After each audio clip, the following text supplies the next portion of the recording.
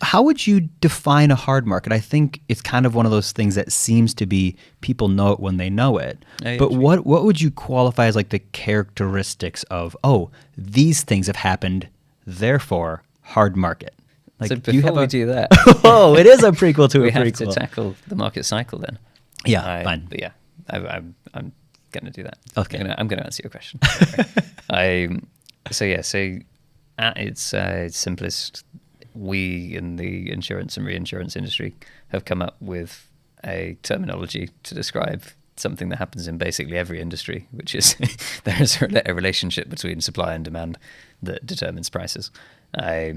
So have you coined such a theory? And effectively, the hard market or the soft market in reinsurance refers. I find it easiest to remember it this way. So here's my tool.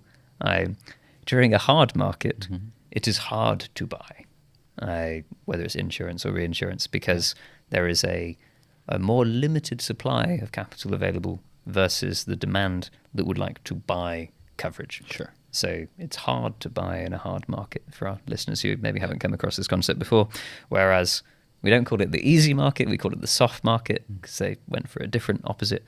In the soft market, there is tons of capital available, at least relative to the amount of demand that's looking to buy. And the result, of course, being that there is more power or negotiating leverage effectively with people who have all of the demand and have lots of choice about who they buy from. Whereas in a scenario where there's a constrained amount of supply, the supply can be choosy about who it offers to insure or reinsure. Yeah. But that's the concept of hard and soft markets. Yeah. And they do something called cycling.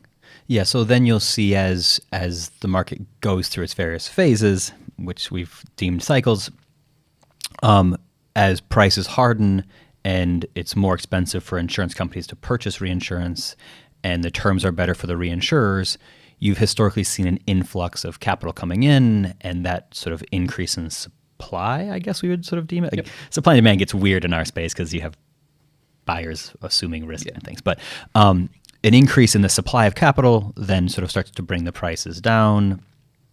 And at a certain point, you get to sort of where there's a surplus in capital that's not being deployed and it begins to leave, or in what we've seen in this more recent one, an increase in the number of claims or losses and the lack of profitability has caused the reinsurers to exit in some places, sort of drying up the supply, which, as you've pointed out, results in the cedant sort of going, ooh, it's more difficult to buy. This must be a difficult market.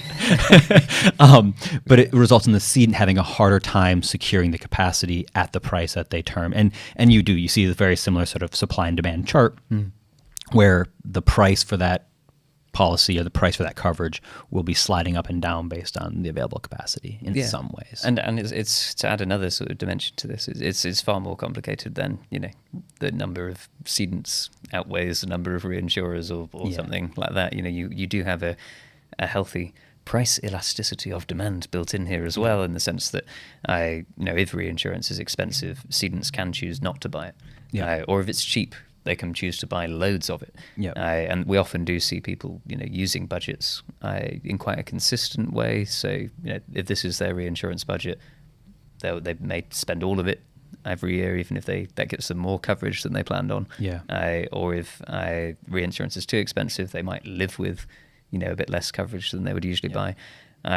Or it might be a budget determined based on how much business they've written themselves, which can be influenced by underlying rates, inflation, etc. So a ton of factors